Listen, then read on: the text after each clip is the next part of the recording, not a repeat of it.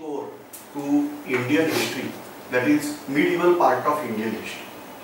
Now this part actually we are saying it begins with 8th century AD. So 8th century AD means 700 onwards. Now what is the peculiarity here? This is development of Islam religion in Arabian subcontinent.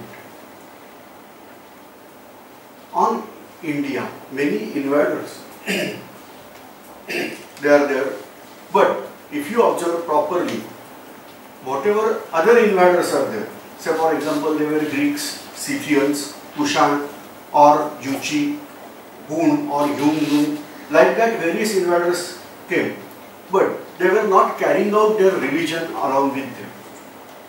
They entered in India, they tried to spread their culture initially, but later on they realized Indian culture is great and they accepted Indian culture, Indian religions. Either they accepted Hinduism, that is called as Vedic religion, or they accepted Buddhism, and they get mixed here.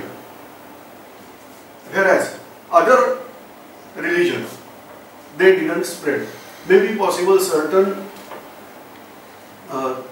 what we can say customs, traditions of these people, they get mixed in Indian culture, but they didn't spread their religion here. Whereas after establishment of Islam, the invaders arrived in India, they tried to spread out their religion. So this is basic difference between pre-Islamic invaders and post-Islam, after Islamic religion established, whatever invaders are there. Now, initially Arabs were fascinated by this idea that we have to spread this religion, and for that purpose we have to conquer new territories and spread out the religion. So in first part, Arabs carried out 2 attacks over India. At that time, if you are aware, Chalukya kingdom was there in South India, particularly from Karnataka, Maharashtra till Gujarat and Madhya Pradesh. That area was controlled by Chalukya kingdom, and during their rule, twice Arab attacked India, but both the attacks were having failure. They were not able to get any success. Even I am not able to say they got remarkable success. Nothing. The 2 attacks were completely uprooted by Chalukya kingdom. That is the glory of Chalukya kingdom first. But third time they attacked on still northern India, northern part of India, that is today we are calling that as Pakistan area. In those days this was called as Sindh, where a king, Dahir, was ruling out. There was a small issue. The third attack they carried out, that is on Sindh territory of India, under leadership of a leader, or that was actually nephew of Khalifa, named as Mohammad-bin-Kasim. The third attack proved remarkable from Arab world, because of this attack, Arab empire spread out till river Indus, or even they crossed out river Indus part, and this way they got success in India.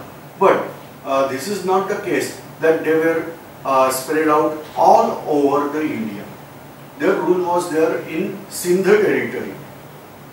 Dahir was completely defeated, and after that Dahir was executed.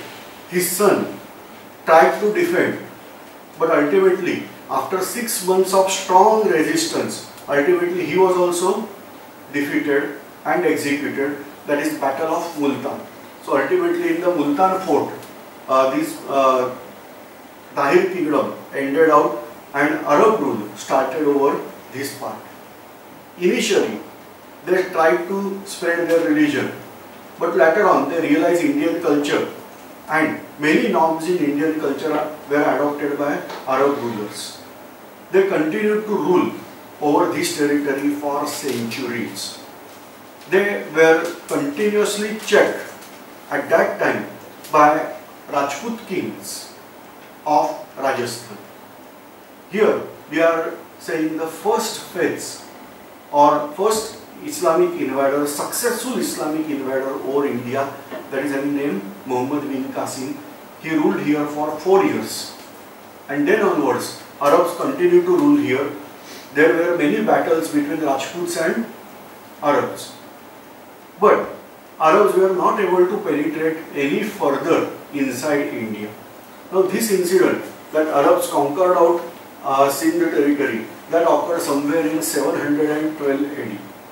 Onwards, they continued, they tried, but they were not having success to spread further in India. And then onwards, a sort of equilibrium was established. Many times Rajput kings tried to defeat these Arabs. Best example, Bappa Rawar was the name of Rajput king, where Bappa Rawar was attacked by Arabs.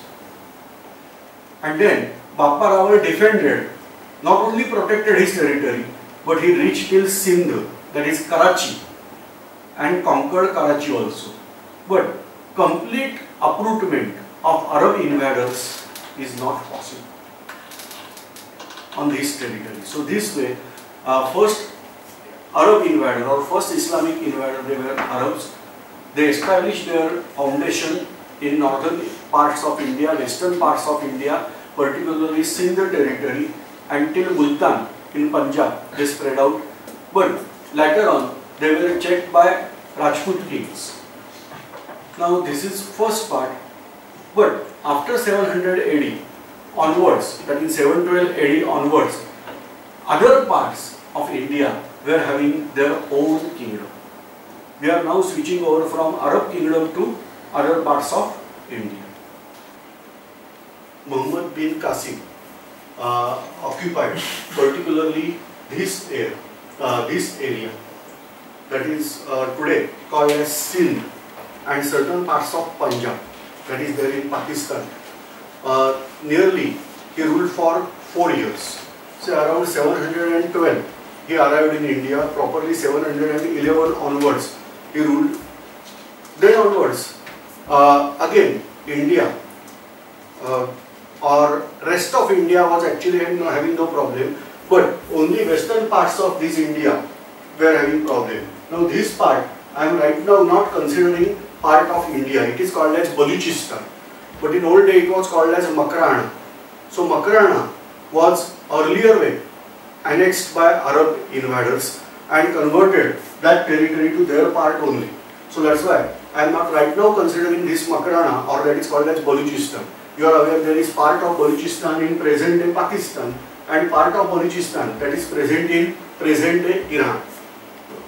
This is all desert like area, but this area is no doubt, it's one of the highest fertile land in the world, and that's why Arab Empire spread out from Spain towards west side of the world to Morocco, Algeria, like that, top part of Africa, then Arabian Peninsula, Persia, and then in India till river Indus, or the territory that is called as Hind.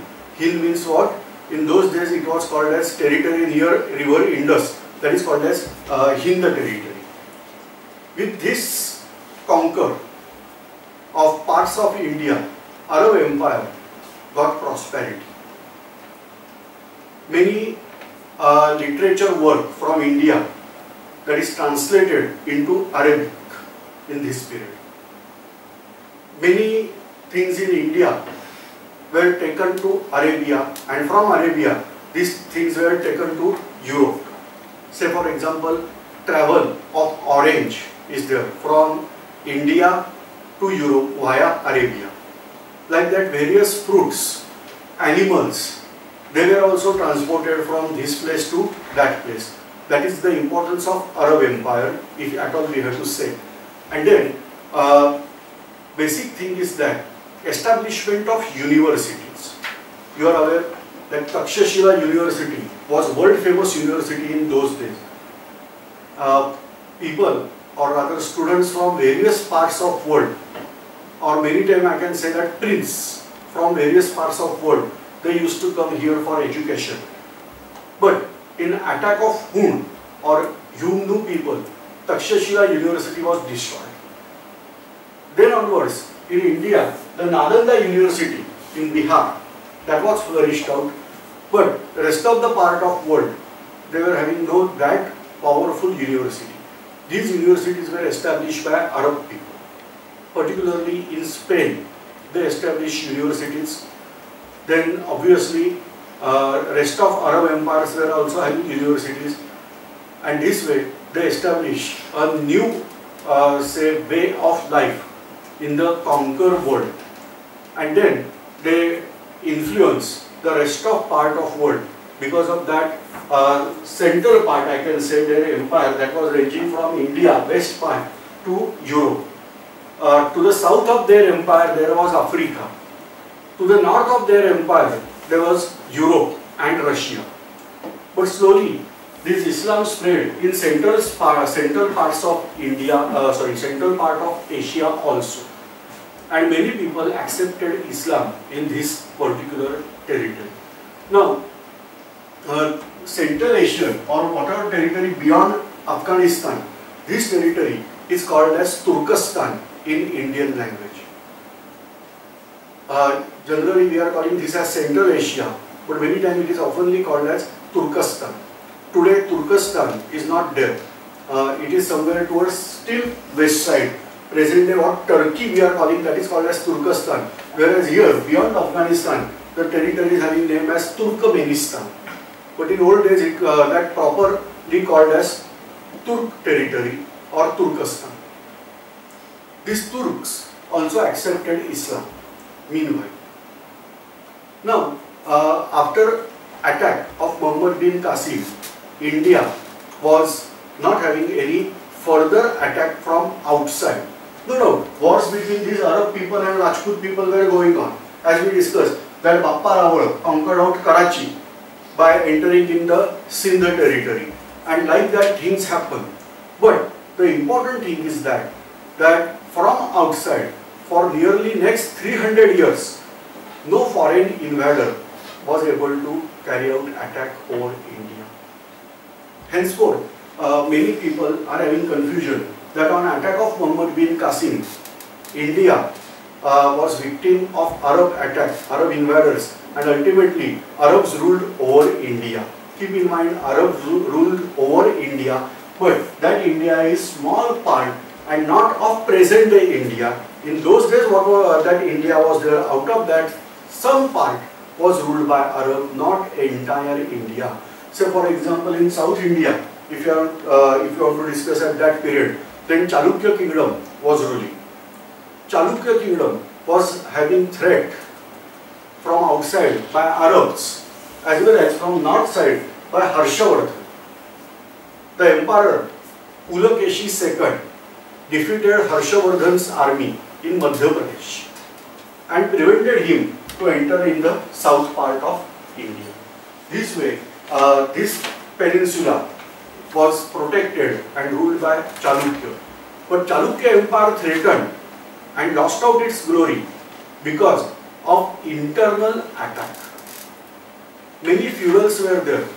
Out of that, one important feudal, usually these kings were having name as Rashtrakuta kings. Out of that, one Rashtrakuta ruler rebelled against Chalukya kingdom and they established their own dynasty. In Maharashtra, there is place, today district is there that is called as Solapur district.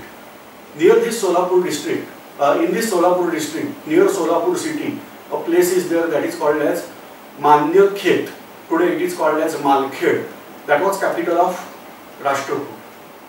Rashtrakuta empire started here, that somewhere in some part of Maharashtra.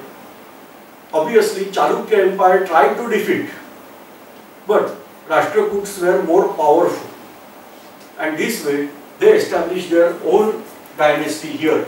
And slowly, they simply carried out attack over Chalukyan kingdom. And Chalukya lost out their capital also. The capital of Chalukya kingdom was Vakapipuram, or that is also called as Badami. So Chalukya lost out that, and ultimately they went to another place in Karnataka that is called as Kalyani. These are called as latter Chalukyas. So initially Chalukya kingdom was there in Karnataka. Rashtrakuta annexed out that. Then Rashtrakuta almost annexed out parts of Maharashtra, Gujarat and Madhya Pradesh. And then onwards, Rashtrakuta were having conflict with here. At that time a dynasty was ruling that is called as Gurjar Pratihara dynasty. So they were having conflicts with Gurjar Pratihara dynasty. In Bengal territory, another dynasty was ruling that is called as Pala dynasty. Wrongly called as Palas, but it is actually dynasty's name is Pala dynasty.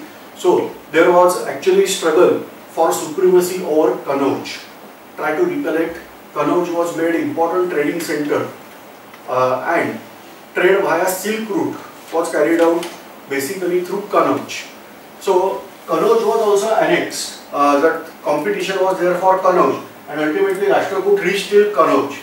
They defeated Gurjar Pratihar, they defeated Pal kingdom, and this way Rashtrakuta emerged out as supreme power in India, particularly in those days. What is the most important thing?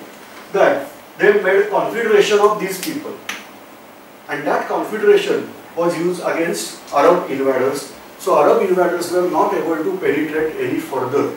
So initial attack of Arab, that was considered as that is the final, and then this territory belonged to Arab invaders, whereas the rest of territory they were having federation and all that, but Arabs were not able to penetrate inside.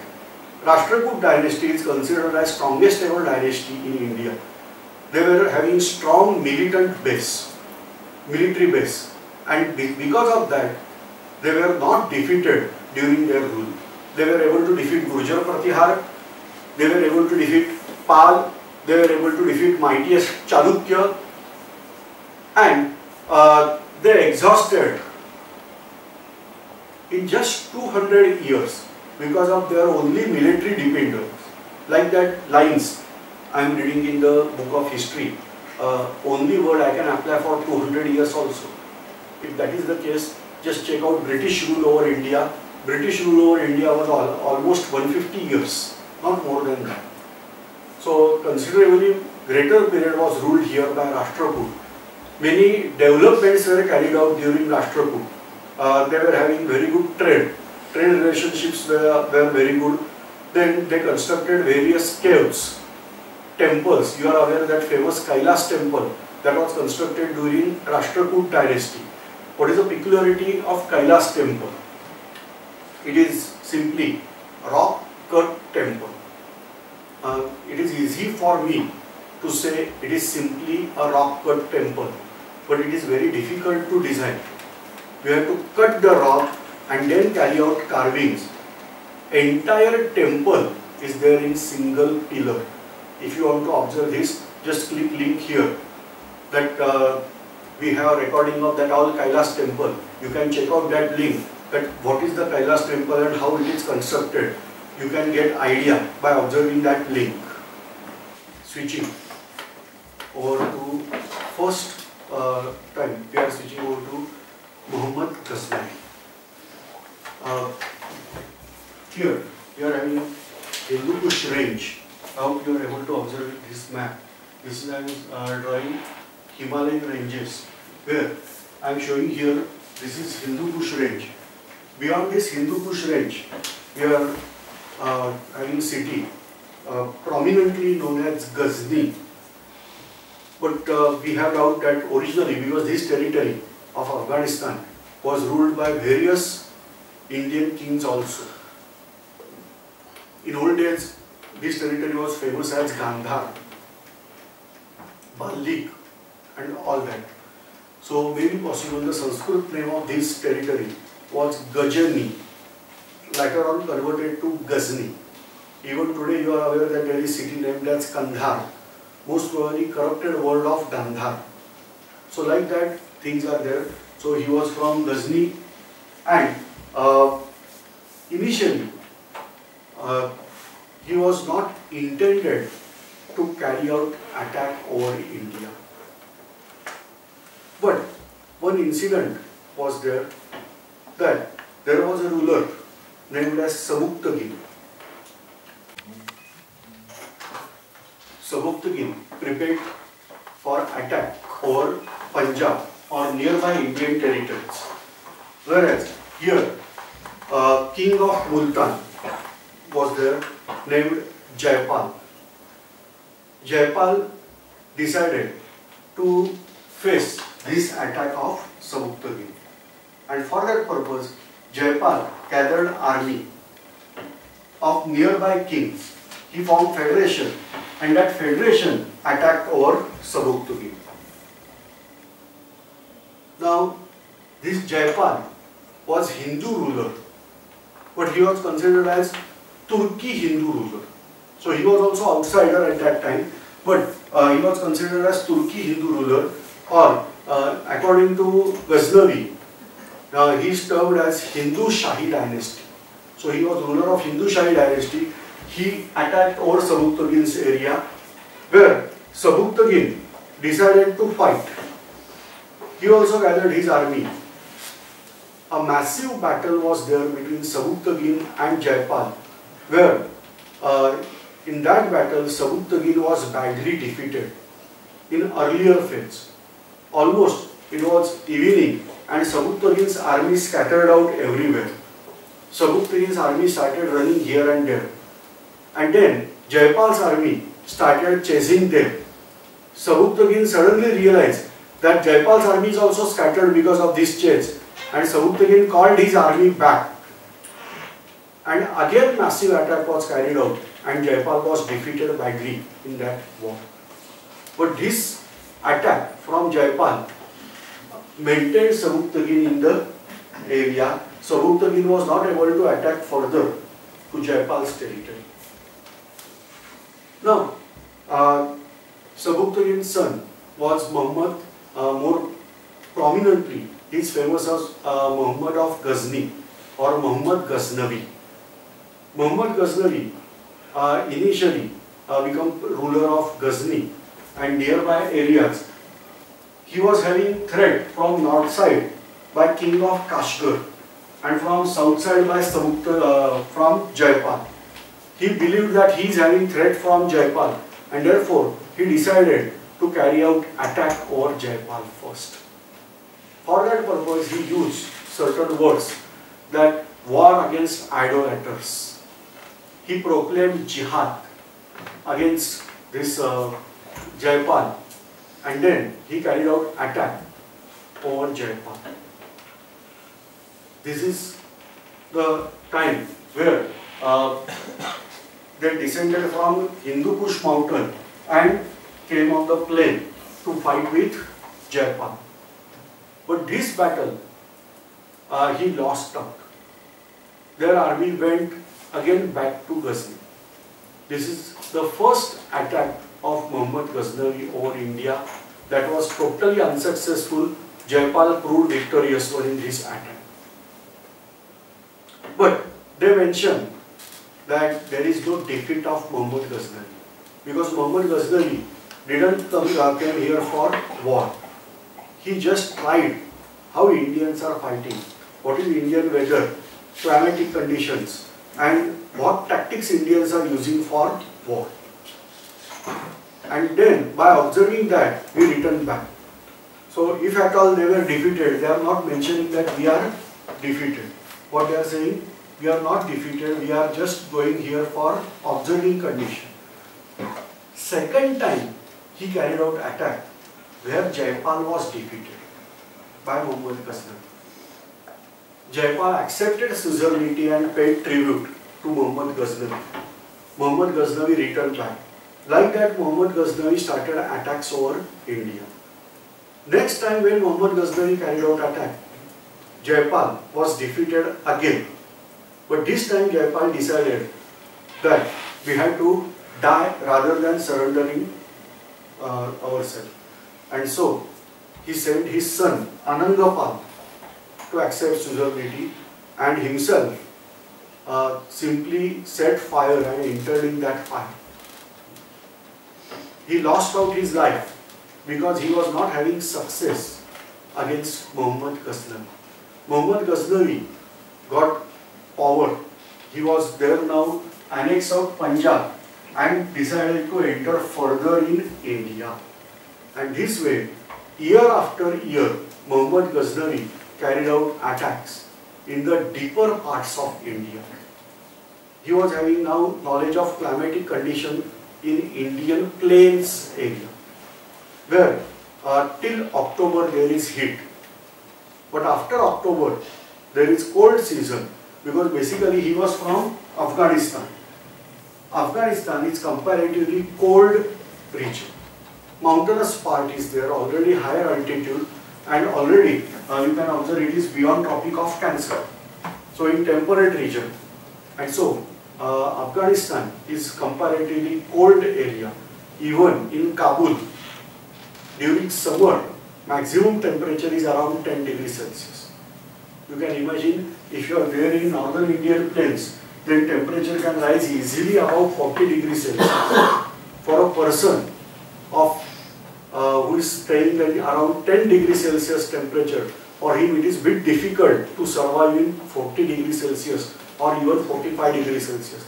Suppose you are there in desert region of Rajasthan or Punjab or here Kutch, Sindh, then temperature may rise above 45 degrees Celsius also. And for that purpose, Muhammad Ghaznavi decided to carry out attack only when winter season will start. Second reason is that Indian agriculture is basically monsoon based.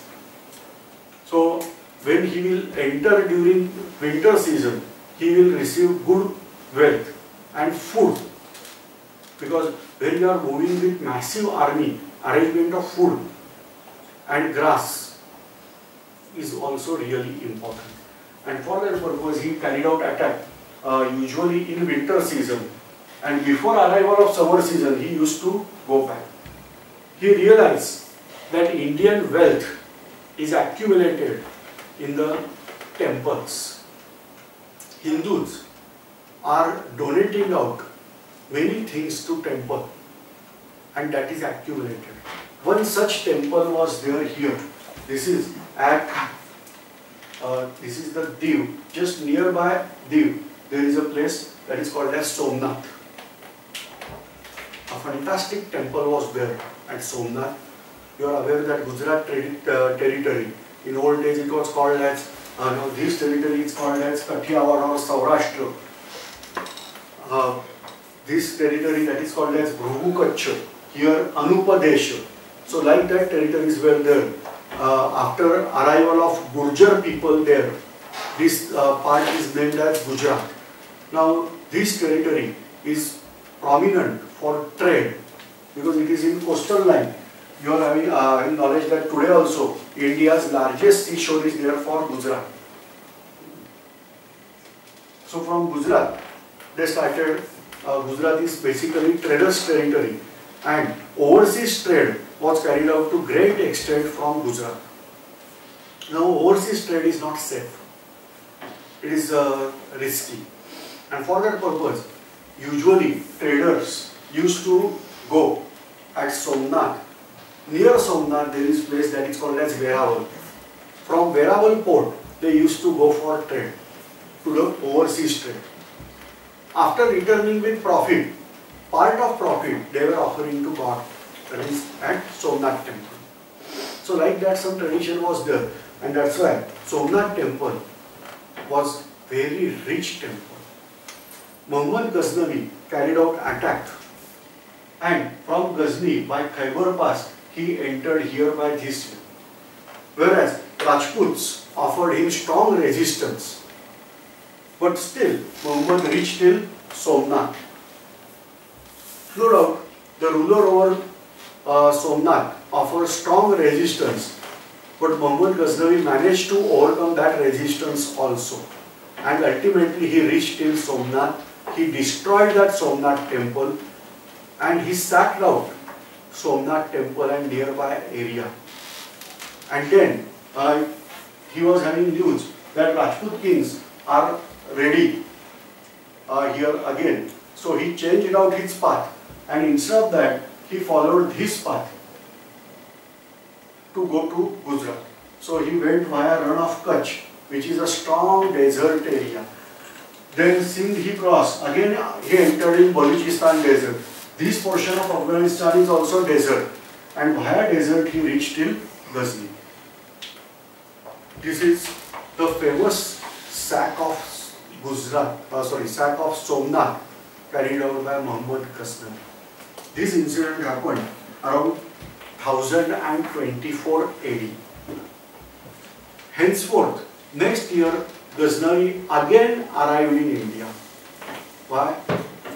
To teach lesson to Rajputs, because they offered strong resistance in last attack. He reached here till Kanauj, Mathura, whereas he tortured various people, temples. He carried out tremendous loot over India. And what is the most important thing? That Islamic invaders are invincible. Like that image was carried out by Mohammad-bin-Kasim. During latter phase, only for 2 years, he was not engaged in Indian territory. Why? Because he was checked by King of Kashgar, and he was engaged in war with King of Kashgar, but ultimately with help of Anandapal. You are aware Anandapal is son of Jaipal, who accepted suzerainty of Muhammad Ghaznavi. With help of Anandapal, he managed to defeat King of Kashgar. And next year, he entered in Punjab and killed out Anandapal also. So this is the nature of this Muhammad Ghaznavi. Whatever material he got from this war, he donated 50% of that to Khalifa. Khalifa bestowed him various titles. So for example, an important title was bestowed, that is called as Yamin Ud-Dawla. And that's why his dynasty is often called as Yamini dynasty. So this way, he was there at Ghazni, but he controlled out almost northwest part of India, or sacked out northwest part of India, ranging from Uttar Pradesh, Rajasthan, Punjab, Sindh, Gujarat. All these territories were destroyed by Ghazni, Muhammad Ghaznavi. But after his death, soon after, these all territories recovered back. Maximum territories were recovered back. And within next few years, Indians were ready to forget the incident carried out by Muhammad Ghaznavi. This incident happened nearly around 1030. After his death, till 1194, no foreign attack was there again in India. So Indian attacks, if you are considering the first attack, successful attack, that was by Mohammad-bin-Kasim, then several raids were carried out by Muhammad Ghaznavi. Certain things we can say that was good for Muhammad Ghaznavi. He was very good warrior. He was very good leader. He was having very good daring capacity also. But he was not able to create out his empire in India.